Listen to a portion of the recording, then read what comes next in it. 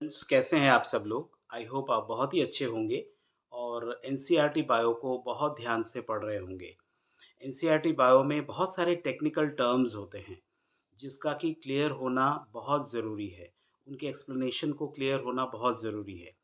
मेरे चैनल में आपको यही मिलता है। You get all the technical terms, explanation, detailed explanation in my channel. तो आज के क्लास में हम शुरू करने जा रहे हैं एक बहुत ही इंटरेस्टिंग टॉपिक जिसको हम कहते हैं पार्टूरिशन एंड लैक्टेशन। बहुत ही इम्पोर्टेंट टॉपिक है ये।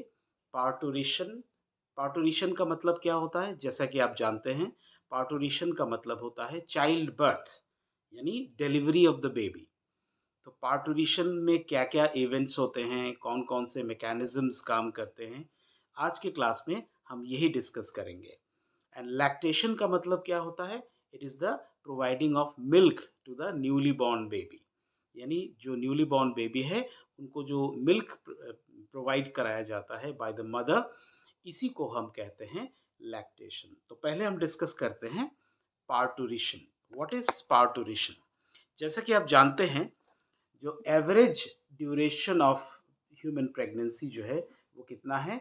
9 मंथ्स, यानी 9 महीने की जो प्रेगनेंसी पीरियड होती है, इसको हम एक टर्म से जानते हैं। इसको हम क्या कहते हैं? This term is known as gestation period. अगर आपसे कोई पूछे कि what do you mean by gestation period, तो प्रेगनेंसी का जो ये पूरा पीरियड है, पूरा जो टाइम स्पैन है, टाइम पीरियड है, इसी को हम जेस्टेशन पीरियड कहते हैं और ये 9 मंथ्स का होता है ह्यूमन प्रेगनेंसी के केस में।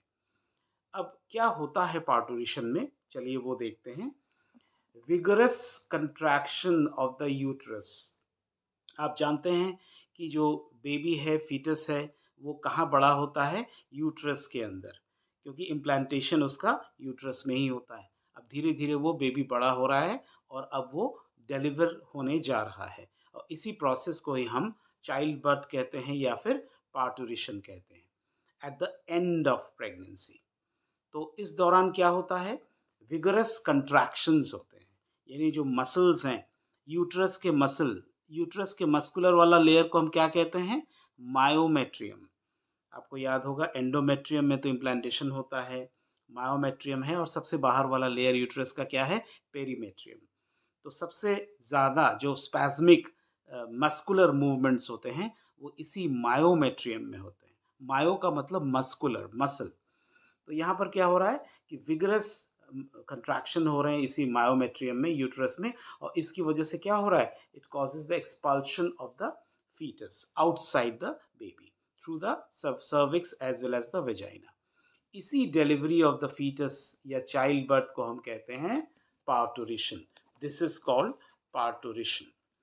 अब देखिए, ये पार्टूरिशन का जो इवेंट है, इसको ज़रा हम समझते हैं।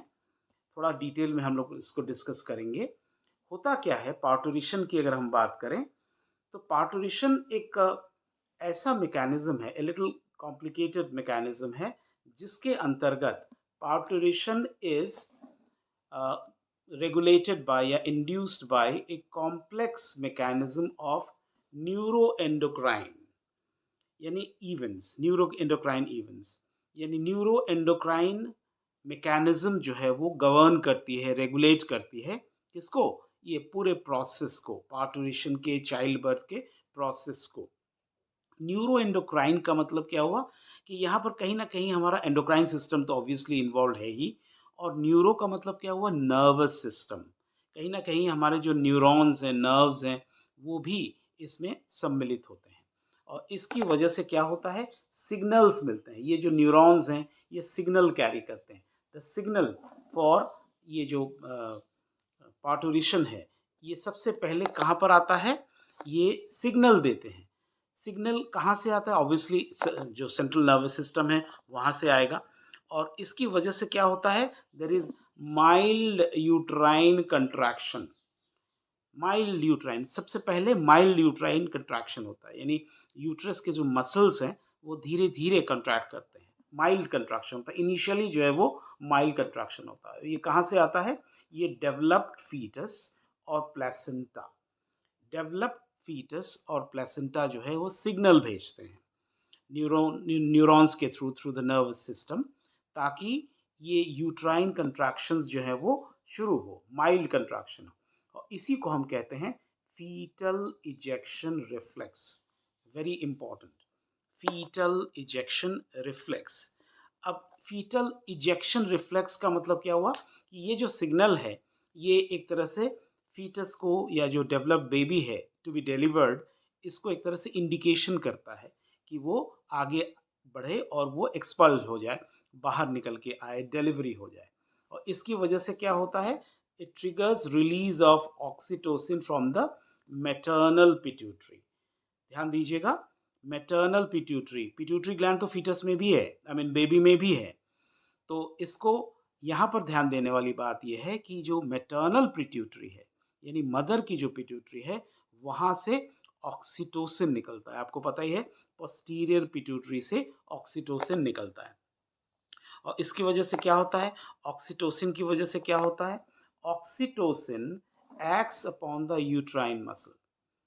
ऑक्सीटोसिन रिलीज कहाँ से हो रहा है, ये पोस्टीरियर पिट्यूटरी से हो रहा है, और इसकी वजह से क्या हो रहा है, कंट्रैक्शन शुरू हो गया है यूट्रस के अंदर, और इसकी वजह से क्या हो रहा है, ऑक्सीटोसिन जो है वो यूट्राइन मसल पे कॉन्ट्रैक्ट कर रहा है and causes strong uterine contraction.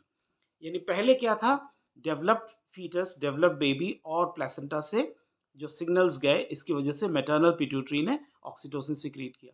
अब ऑक्सीटोसिन सिक्रीट किया तो जाहिर सी बात है क्या होगा, यूट्रस के अंदर जो है वो यूट्राइन कंट्रैक्शन शुरू हो जाएंगे। अब यूट्राइन कंट्रैक्शन जब ज़्यादा होने लगते हैं, स्ट्रॉन्गर होने लगते हैं, तो क्या होता है, it stimulates the further secretion of the uterine oxytocin. यानी मदर का जो मैटरनल पिट्यूटरी है, वहाँ से फर्दर सिक्रीशन ऑफ ऑक्सीटोसिन शुरू हो जाता है।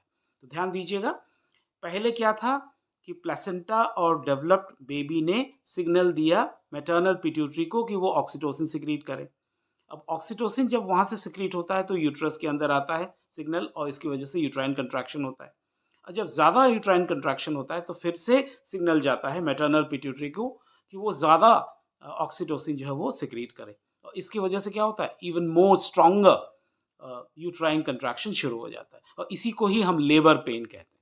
और ये एक तरह से साइक्लिक प्रोसेस है, यूट्राइन कंट्रैक्शन और oxytocin secretion continues, resulting into the expulsion of the baby as a result of stronger contraction.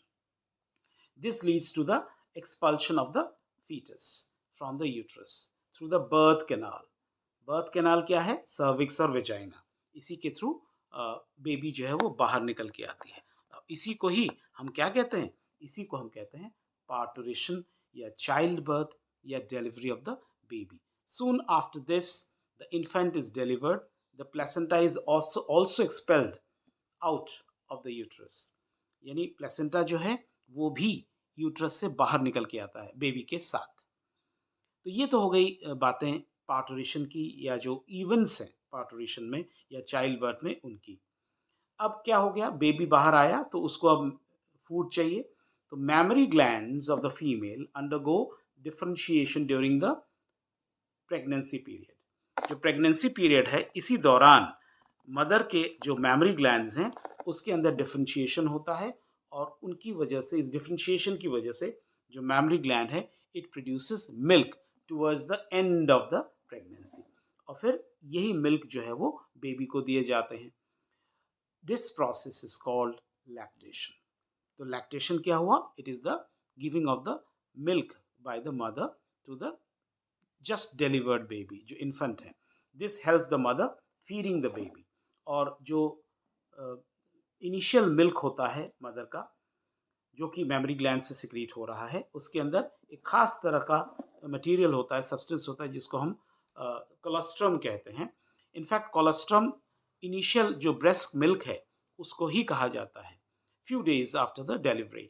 और इसी के अंदर, इस कोलेस्ट्रम के अंदर, सो कोलेस्ट्रम क्या हुआ, जो इनिशियल डेज का जो मिल्क है, मदर्स मिल्क है, उसको ही हम कोलेस्ट्रम कहते हैं, और उसके अंदर सेवरल एंटीबॉडीज पाए जाते हैं which are absolutely essential for the resistance of the newly born baby. जो न्यू बॉर्न बेबी है उसके अंदर बॉडी रेजिस्टेंस तो होती नहीं है, तो जैसे ही मदर्स मिल्क मिलता है कोलेस्ट्रम के रूप में, तो उनके अंदर उस कोलेस्ट्रम के अंदर पहले से ही एंटीबॉडीज़ मौजूद रहते हैं और यही एंटीबॉडीज़ जो हैं वो बेबी को रेजिस्टेंस इम्यूनिटी प्रदान करते हैं। तो इसी वजह से ये एसेंशियल होता है कि जो न्यूली बॉर्न बेबी है उसको ब्रेस्ट मिल्क दिया जाए फॉर द इनिशियल डेज़, ताकि वो एक हेल्दी और बेहतर बेबी बन सके और डिज़ीज़ फ्री बेबी बन सके, क्योंकि उसकी इम्यूनिटी जो है वो कोलेस्ट्रम से ही होती है। तो आज की क्लास में आपने डिटेल में क्या पढ़ा? पार्टुरेशन और लैक्टेशन के बारे में। ऐसे ही इंटरेस्टिंग टॉपिक्स के लिए मेरे चैनल को आप ज़रूर सब्सक्राइब कीजिए, लाइक कीजिए और ज़्यादा से ज़्यादा सब्सक्राइब कीजिए और मुझे कमेंट करके ज़रूर बताएँ कि आपको इसके अलावा और कौन-कौन से टॉपिक्स पर पढ़ाई करनी है। Thanks a lot, thank you.